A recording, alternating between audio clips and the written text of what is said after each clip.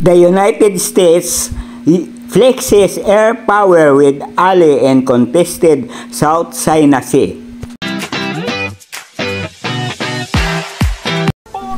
The U.S. deployed stealth fighter jets to the Philippines, its mutual defense treaty ally, for a joint war game amid increasing Chinese military activity in the South China Sea.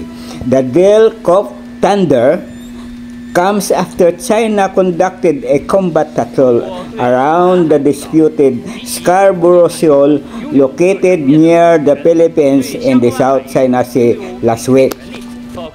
The most recent joint drill follows a report of China's bomber deployment to an island outpost in the South China Sea.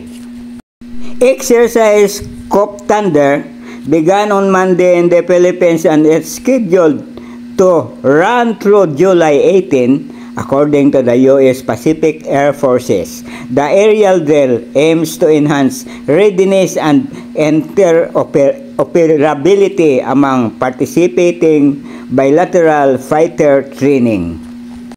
The Pacific allies support regional and global security by increasing readiness, strengthening deterrence, and fostering a peaceful and stable Indo-Pacific, the U.S. Pacific Air Forces said.